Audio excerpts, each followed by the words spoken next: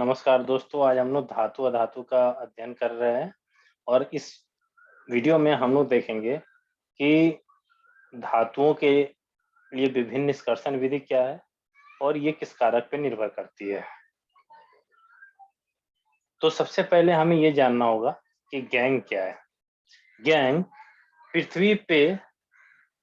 पृथ्वी से कोई भी खनिज अयस्क है, यानी कि पृथ्वी से कोई भी अयस्क जो प्राप्त होगा उसमें बहुत प्रकार की अशुद्धि रहेगी, जैसे मिट्टी है, रेत है। तो इन सब अशुद्धि को हम लोग क्या कहते हैं? गैंग कहते हैं। यानी अयस्क में जो प्राप्त अशुद्धि है, जो जैसे कि मिट्टी है, रेत है, तो इन सबको हम लोग क्या कहेंगे? गैंग कहेंगे। गैंग क्या है? पृथ्वी से खनिज अयस्कों में मिट्टी और रेत इत्यादि जैसी कई अशुद्धियां होती है। इन अशुद्धियों को हम लोग क्या कहते हैं? गैंग कहते हैं। ठीक है। अब अभी हम लोग को क्या करना होगा? गैंग चूंकि एक अशुद्धि है, तो हमें धातु प्राप्त करने के लिए उसकी अशुद्धि को क्या करना होगा? हटाना होगा। धातु को शुद्ध रूप में प्राप्त करने के लिए पहले उसकी अशुद्धि को हटाना होगा। तो बहुत जो बहुत प्रकार की विधि है जिससे हम लोग गैंग को अयस्क से हटा सकते हैं, और ये निर्भर करता है धातु के भौतिक व रासायनिक गुणधर्म पे निर्भर करता है। ठीक है। वो क्या निर्भर करता है? वो किस पे निर्भर करता है? तो ये है जो अयस्क का भौतिक और रासायनिक गुणधर्म है, उस पे निर्भर करता है कि किस विधि का उपयोग करेंगे ताकि हम लोग अयस्क से गैंग को हटा पाए। अयस्क से गैंग को हटाने के लिए बहुत प्रकार की विधि है, और किस विधि का प्रयोग करेंगे ये निर्भर करेगा अयस्क के भौतिक व रासायनिक गुणधर्म पे। अभी क्या है कि धातु को शुद्ध रूप में प्राप्त करने के लिए हम लोग क्या करते हैं? धातु का निष्कर्षण करते हैं। अब धातु का जो निष्कर्षण है वो किस कारक पे निर्भर करता है? तो धातु का निष्कर्षण धातु की सक्रियता पे निर्भर करता है।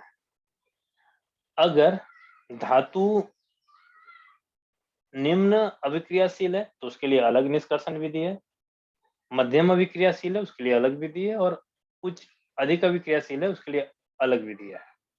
तो धातुओं का जो निष्कर्षण है और उसके लिए जो उपयोग करने वाली विधि है वो निर्भर करती है कि धातु की अभिक्रियाशीलता क्या है, या सक्रियता श्रेणी में धातु का स्थान क्या है। तो सबसे पहले हम लोग देखेंगे कि सक्रियता श्रेणी में जो नीचे आने वाली धातु है उसका निष्कर्षण कैसे होता है। तो सबसे पहले ये जानेंगे कि हम लोग जानते हैं कि जो सक्रियता श्रेणी में जो नीचे आने वाली धातु है, क्योंकि सक्रियता श्रेणी में नीचे आने वाली धातु है, और वो या सक्रियता, इसको हम लोग ऐसे भी कह सकते हैं कि सक्रियता श्रेणी में धातु नीचे आ रही है, इसलिए धातु कम अभिक्रियाशील है। यानी कि सक्रियता श्रेणी में नीचे आने वाली धातु क्या होगी? काफी कम अभिक्रियाशील होगी, यानी कि ये कम अभिक्रियाशील होगी। अब इस धातु को प्राप्त करने का तरीका क्या है? तो इस धातु के अयस्कों को अगर हम गर्म करेंगे तो हमें क्या हो जाएगा? धातु प्राप्त हो जाएगा। ठीक है। तो सक्रियता श्रेणी के नीचे आने वाली धातुएं बहुत कम अभिक्रियाशील होती है, और इनको हम गर्म करके ही धातु प्राप्त कर सकते हैं। ठीक है। सक्रियता श्रेणी में नीचे आने वाली धातुएं बहुत कम अभिक्रियाशील होती है, और इनको गर्म करके ही हम धातु प्राप्त कर सकते हैं। उदाहरण के लिए हमारे पास क्या है? उदाहरण के लिए जैसे हमारे पास है HgS। HgS मतलब मरकरी सल्फाइड। अब इसको हम गर्म करेंगे तो हमें क्या मिलेगा? मरकरी ऑक्साइड मिलेगा, और इसको फिर उच्च ताप पे गर्म करेंगे तो हमें क्या मिलेगा? शुद्ध मरकरी प्राप्त हो जाएगा। उसी तरह कॉपर सल्फाइड है। कॉपर सल्फाइड को ऑक्सीजन के साथ गर्म करेंगे तो हमें कॉपर ऑक्साइड मिलेगा, और कॉपर ऑक्साइड को फिर कॉपर सल्फाइड के साथ हम गर्म करेंगे तो हमें क्या प्राप्त होगा? कॉपर प्राप्त होगा। तो जो सक्रियता श्रेणी में जो नीचे पाए जाने वाला धातु है उसको हम गर्म करके शुद्ध रूप में प्राप्त कर सकते हैं। यह सक्रियता श्रेणी में नीचे आने वाली धातु की निष्कर्षण विधि है। इसको गर्म करके हम लोग धातु को प्राप्त कर सकते हैं। अभी सक्रियता श्रेणी में मध्य में स्थित वाले धातुओं का निष्कर्षण। चूंकि सक्रियता श्रेणी में ये सब धातु क्या है, मध्य में पाया जाता है। तो अगर मध्य में पाए जाने धातु है तो मध्य में क्यों पाया जाता है, क्योंकि इसकी अभिक्रियाशीलता भी क्या होती है, मध्यम होती है। यानी कि इसकी अभिक्रियाशीलता नीचे पाए जाने वाले धातुओं से अधिक होती है और ऊपर पाए जाने वाले धातुओं से बीच होती है, यानी कि दोनों के बीच में होती है, इसलिए ये सक्रियता श्रेणी के मध्य में होती है।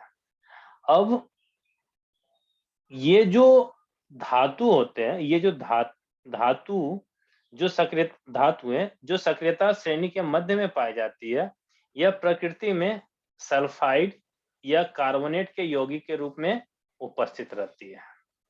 ठीक है, सक्रियता श्रेणी के मध्य में उपस्थित धातुएं या तो सल्फाइड या कार्बोनेट के यौगिक के रूप में उपस्थित रहती है। अब जो सल्फाइड है और जो कार्बोनेट है, इसके लिए कार्बोनेट का जो अयस्क है, इसके लिए अलग-अलग विधि का इस्तेमाल करते हैं। ठीक है, हमें ये ध्यान में रखना होगा कि मध्यम मतलब सक्रियता श्रेणी के मध्य में जो पाए जाने वाली धातु हैं, वो सल्फाइड या कार्बोनेट के यौगिक के रूप में उपस्थित रहेगी और जो सल्फाइड अयस्क है, उसके लिए अलग विधि का उपयोग करते हैं और जो कार्बोनेट अयस्क है, उसके लिए अलग विधि का उपयोग करते हैं। तो हम लोग सबसे पहले देखेंगे सल्फाइड अयस्क के लिए किस विधि का उपयोग करते हैं। तो जो सल्फाइड अयस्क के लिए हम लोग जिस विधि का प्रयोग करते हैं, धातु के निष्कर्षण का जो विधि उपयोग करते हैं, उसको हम लोग कहते हैं भर्जन। सल्फाइड अयस्क के लिए जिस विधि का प्रयोग करते हैं, धातु के निष्कर्षण के लिए सल्फाइड अयस्क से जिस विधि धातु को निकालने के लिए जिस विधि का प्रयोग करते हैं, उसको कहते हैं भर्जन। और भर्जन क्या होता है, भर्जन में क्या होता है, सल्फाइड अयस्क को वायु की उपस्थिति में हम लोग क्या करते हैं, अधिक ताप पे गर्म करते हैं, जिससे क्या होता है, ये ऑक्साइड में परिवर्तित हो जाता है। ठीक है, तो भर्जन क्या है कि भर्जन सक्रियता श्रेणी के मध्य में पाए जाने वाले धातुओं के निष्कर्षण करने के लिए एक विधि है और ये सिर्फ सल्फाइड अयस्क के लिए होता है। इसमें क्या होता है कि हम लोग सल्फाइड अयस्क को क्या करेंगे, वायु की उपस्थिति में बहुत अधिक ताप पे गर्म करेंगे, जिससे क्या होगा, ये ऑक्साइड में परिवर्तित हो जाता है। उसी तरह सक्रियता श्रेणी के मध्य में पाए जाने वाली धातु या तो सल्फाइड के यौगिक के रूप में उपस्थित होगी या कार्बोनेट के यौगिक के रूप में उपस्थित होगी। सल्फाइड के यौगिक के लिए हम लोग क्या उपयोग करेंगे, विधि का भर्जन। लेकिन अगर कार्बोनेट के यौगिक के रूप में उपस्थित रहेगी, तो जिस विधि का उपयोग करते हैं उसको हम लोग क्या बोलते हैं, निस्तापन। यानी कि कार्बोनेट अयस्क के लिए धातु का जो निष्कर्षण है, वो निस्तापन विधि द्वारा किया जाता है। ठीक है, वो किस विधि द्वारा किया जाता है, निस्तापन विधि द्वारा। निस्तापन विधि में क्या करते हैं, कार्बोनेट अयस्क को हम लोग सीमित वायु की उपस्थिति में अधिक ताप पर गर्म करते हैं। इसमें क्या करते हैं, कार्बोनेट अयस्क को सीमित वायु की उपस्थिति में क्या करते हैं, अधिक ताप पर गर्म करते हैं, जिससे क्या होता है, यह ऑक्साइड में परिवर्तित हो जाता है। यह क्या किस चीज में परिवर्तित हो जाता है, ऑक्साइड में। तो निस्तापन में हम लोग सीमित वायु का उपयोग करते हैं, लेकिन अधिक ताप पे गर्म करते हैं और निस्तापन किया जाता है कार्बोनेट अयस्क के लिए और भर्जन किया जाता है सल्फाइड अयस्क के लिए। उदाहरण के लिए यहाँ पे जो पहला उदाहरण है वो भर्जन है। अब भर्जन क्यों है, क्योंकि यहाँ पे क्या है, ये जो अयस्क है वो सल्फाइड में उपस्थित है, सल्फाइड के यौगिक के रूप में। तो यहाँ पे हमारे पास जिंक सल्फाइड है, इसको हम अधिक ताप पे गर्म करेंगे तो क्या होगा, वायु की उपस्थिति में, इसलिए यहाँ पे 3O2 है। वायु की उपस्थिति में गर्म करेंगे तो हमें क्या प्राप्त होगा, जिंक ऑक्साइड प्राप्त होगा और क्या प्राप्त होगा, सल्फर डाइऑक्साइड प्राप्त होगा। लेकिन अगर कार्बोनेट के रूप में जिंक उपस्थित होगा तो उसके लिए कौन सा विधि का उपयोग करेंगे, निस्तापन विधि का। और निस्तापन विधि में भी उच्च ताप पे गर्म करते हैं, लेकिन सीमित वायु में गर्म करते हैं। तो जिंक कार्बोनेट है, ZnCO3 जिंक कार्बोनेट हुआ, ये जिंक ऑक्साइड में परिवर्तित हो जाएगा और कार्बन डाइऑक्साइड में परिवर्तित हो जाएगा। अब इसका ये जो धातु का ऑक्साइड प्राप्त हुआ, ये जो धातु का ऑक्साइड प्राप्त हुआ जिंक ऑक्साइड, ये जो ऑक्साइड प्राप्त हुआ जिंक ऑक्साइड, इसका हम लोग कार्बन से अपचयन करते हैं, जिससे क्या होता है, इसका हम लोग अपचयन करते हैं, जिससे क्या होता है, जिंक धातु अपचयित हो जाता है। तो हम लोग पहले क्या करेंगे, भर्जन भर्जन का उपयोग करेंगे अगर सल्फाइड अयस्क है, अगर कार्बोनेट अयस्क है यानी कि, तो हम लोग उपयोग करेंगे निस्तापन विधि का। अब इससे क्या होगा कि जो धातु है वो, जो अयस्क से हम लोग को धातु का ऑक्साइड प्राप्त हो जाएगा। उसके बाद हम लोग क्या करेंगे, उसका अपचयन करेंगे। जब उसका हम अपचयन करेंगे तो क्या होगा कि धातु अपचयित हो जाएगा, जिससे हमें मतलब धातु ऑक्साइड से अपचयित होकर हमें धातु प्राप्त होगा, और कार्बन मोनो, अगर कार्बन से अभिक्रिया होगा तो कार्बन मोनोऑक्साइड बनेगा, तो हमें धातु प्राप्त हो जाएगा। धातु ऑक्साइड अपचयित होके हमें धातु देगा। ठीक है, यानी कि मध्य में स्थित होने वाले धातु के लिए भर्जन का उपयोग करेंगे, निस्तापन का उपयोग करेंगे, उसके बाद अपचयन का उपयोग करेंगे। इसके अलावा एक विधि और है। विधि क्या है कि जो अधिक अभिक्रियाशील धातु है, हम लोग पहले देख चुके हैं कि अधिक अभिक्रियाशील धातु कम अभिक्रियाशील धातु को उसके यौगिक से विस्थापित कर देती है। ठीक है, अधिक अभिक्रियाशील धातु कम अभिक्रियाशील धातु को उसके यौगिक से विस्थापित कर देती है। तो कुछ ऐसी विस्थापन अभिक्रिया होती है जिसमें बहुत मात्रा में ऊष्मा निकलती है, और ये ऊष्मा धातु को क्या करती है, गलित अवस्था में परिवर्तित कर देती है। तो अब उदाहरण से हम समझने का कोशिश करते हैं इस बात को। यहाँ पे एल्यूमिनियम है, एल्यूमिनियम सक्रियता श्रेणी में ऊपर है, अभी ये सक्रियता श्रेणी में ऊपर है, यानी कि ये अधिक अभिक्रियाशील धातु है। एल्यूमिनियम आयरन से सक्रियता श्रेणी में ऊपर है। एल्यूमिनियम पहले आता है, उसके कुछ स्थान के बाद सक्रियता श्रेणी में हमारे पास आयरन आता है। तो एल्यूमिनियम अधिक अभिक्रियाशील है और आयरन कम अभिक्रियाशील है। तो हम लोग अधिक अभिक्रियाशील धातु का उपयोग करेंगे, जिससे क्या होगा कि अधिक अभिक्रियाशील धातु कम अभिक्रियाशील धातु को उसके यौगिक से विस्थापित कर देगी। तो आयरन कम अभिक्रियाशील धातु है, एल्यूमिनियम अधिक अभिक्रियाशील धातु है, तो इसके यौगिक से विस्थापित कर देगी और हमें क्या प्राप्त होगा, आयरन प्राप्त होगा और एल्यूमिनियम ऑक्साइड प्राप्त होगा। इसमें बहुत मात्रा में ऊष्मा निकलती है, जिससे क्या होता है, ये जो आयरन होता है वो गलित अवस्था में मिलता है। जिससे क्या होगा, ये आयरन क्या होगा, गलित अवस्था में मिलता है। अब इन सब अभिक्रिया को, जिसमें हम लोग अधिक अभिक्रियाशील धातु को उपयोग करते हैं, अधिक अभिक्रियाशील धातु का उपयोग करके ये जो मध्य में स्थिर सक्रियता श्रेणी के मध्य में स्थित धातु के निष्कर्षण के लिए उपयोग कर रहे हैं, अधिक अभिक्रियाशील धातु का। तो इन सब अभिक्रिया में बहुत मात्रा में ऊष्मा निकलती है और ये ऊष्मा धातु को गलित अवस्था में परिवर्तित करती है, और इन सब अभिक्रिया को हम लोग क्या कहते हैं, थर्मिट अभिक्रिया। इस अभिक्रिया को हम लोग क्या कहेंगे, थर्मिट अभिक्रिया। तो दो तरीका है निस्तापन का मध्यम अभिक्रियाशील धातु में।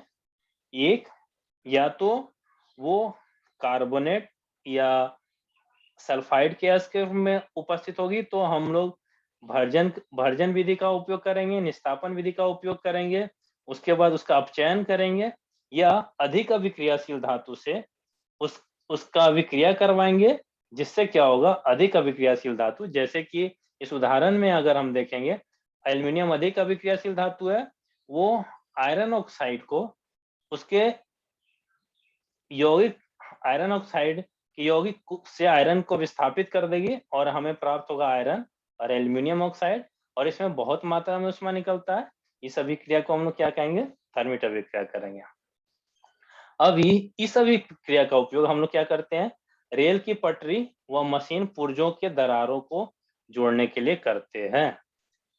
इस अभिक्रिया का उपयोग किसके लिए करते हैं? रेल की पटरी को जोड़ने के लिए या मशीन पुर्जों के दरारों को जोड़ने के लिए करते हैं। अभी आता है सक्रियता श्रेणी में सबसे ऊपर आने वाला धातु। तो चूंकि सक्रियता श्रेणी में जो धातु सबसे ऊपर आएगा वो सबसे अधिक अभिक्रियाशील होगा। सक्रियता श्रेणी में धातु सबसे ऊपर कब आएगा? जब धातु क्या होगा? सबसे अधिक अभिक्रियाशील है। सबसे अधिक अभिक्रियाशील है। अभी ये सब धातु का है, जैसे मध्यम अभिक्रियाशील में हम लोग मध्यम अभिक्रियाशील धातु के ऑक्साइड को हम कार्बन से अपचयन करके धातु प्राप्त कर सकते थे। लेकिन जो सक्रियता श्रेणी में जो सबसे अधिक अभिक्रियाशील धातु है, जो सक्रियता श्रेणी में सबसे ऊपर होती है, उसको हम लोग कार्बन से अपचयन करके धातु प्राप्त नहीं कर सकते हैं। तो जो सक्रियता श्रेणी में जो सबसे ऊपर है, इस धातु को हम लोग प्राप्त करते हैं विद्युत अपघटनी अपचयन द्वारा। ठीक है, सक्रियता श्रेणी में सबसे ऊपर उपस्थित धातुओं को हम लोग किस विधि से प्राप्त कर सकते हैं? विद्युत अपघटनी अपचयन विधि द्वारा प्राप्त कर सकते हैं। अभी ये विद्युत अपघटन क्या है? विद्युत अपघटनी अपचयन क्या है? तो विद्युत अपघटन उस प्रक्रिया को कहते हैं जिसके द्वारा विद्युत के माध्यम से विद्युत धारा के माध्यम से रासायनिक यौगिक को उसके रासायनिक बंधों से तोड़ा जाता है। ठीक है, कोई भी रासायनिक यौगिक है तो उसको विद्युत धारा का प्रयोग करके उसको उसके बीच में जो बंधन है, रासायनिक बंधन है, उसको तोड़ देते हैं। कोई भी रासायनिक यौगिक है, विद्युत धारा का प्रवाह करके उसके बीच में जो रासायनिक बंधन है उसको हम लोग विद्युत धारा के प्रवाह से तोड़ देते हैं। इसको हम लोग क्या कहते हैं? विद्युत अपघटनी। अभी उदाहरण के लिए यहाँ पे हमारे पास है NaCl। हमें सोडियम क्लोराइड से हमें सोडियम चाहिए, ये सोडियम क्लोराइड है। तब हम लोग क्या करेंगे? यहाँ सोडियम क्लोराइड का विलयन लेंगे। तो ये जो नीला रंग का है ये सोडियम क्लोराइड का विलयन है। ठीक है, यहाँ पे हमारे पास कैथोड है, एनोड है, और ये विद्युत परिपथ से जुड़ा हुआ है। ठीक है, जब हम लोग विद्युत धारा का प्रवाह करेंगे तो क्या होगा? विद्युत अपचयन होगा, और विद्युत अपचयन में क्या होगा? कोई भी यौगिक है, रासायनिक यौगिक है, उसका बंधन टूट जाएगा। अभी हम लोग देखे पिछले स्लाइड में कि विद्युत अपचयन में कोई भी रासायनिक यौगिक है, उसके बीच का रासायनिक बंधन टूट जाएगा। तो ये NaCl का विलयन है, तो ये टूट के क्या बन जाएगा? Na+, यानी कि, और क्लोरीन माइनस, Na+ में बन जाएगा और Cl क्लोरीन माइनस में बन जाएगा। अभी क्या होगा? चूंकि ये ऋणात्मक आयन है, क्लोराइड आयन ऋणात्मक आयन है, तो ये इलेक्ट्रोड पे जाएगा आकर्षण के कारण, क्योंकि ये पॉजिटिव इलेक्ट्रोड है, धन इलेक्ट्रोड है, तो आकर्षण के कारण ये इलेक्ट्रोड पे जाएगा। अब क्लोराइड आयन के पास एक इलेक्ट्रॉन एक्स्ट्रा है, उसके पास एक अधिक इलेक्ट्रॉन है, तो ये क्या करेगा? इलेक्ट्रॉन का परित्याग करेगा। इलेक्ट्रॉन का परित्याग करेगा तो ये क्लोरीन बन गया। उसी तरह एक और क्लोरीन है, वो इलेक्ट्रॉन त्याग करके क्या करेगा? क्लोरीन बनेगा। ये दोनों मिलके क्या बन जाएगा? क्लोरीन गैस, और ये क्या हो जाएगा? वायुमंडल, ये निकल जाएगा, ये वायुमंडल में निकल जाएगा। ठीक है, तो एनोड पर क्या होगा? ये 2 क्लोरीन है, हर क्लोराइड आयन के पास एक इलेक्ट्रॉन अधिक है, ये क्या करेगा? इलेक्ट्रॉन का परित्याग करेगा एनोड पर। अब ये इलेक्ट्रॉन जो है वो विद्युत के कारण ये क्या होगा? कैथोड पे जाएगा, और यहाँ पे क्या होगा? जो इलेक्ट्रॉन है इस ये सोडियम के साथ जुड़ जाएगा। तो सोडियम के पास एक इलेक्ट्रॉन का कमी है, सोडियम के पास एक इलेक्ट्रॉन का कमी है। यहाँ से सोडियम आयन सॉरी, ये सोडियम आयन है, इसके पास एक इलेक्ट्रॉन का कमी है। ये सोडियम आयन इस इलेक्ट्रॉन को प्राप्त करके क्या बन जाएगा?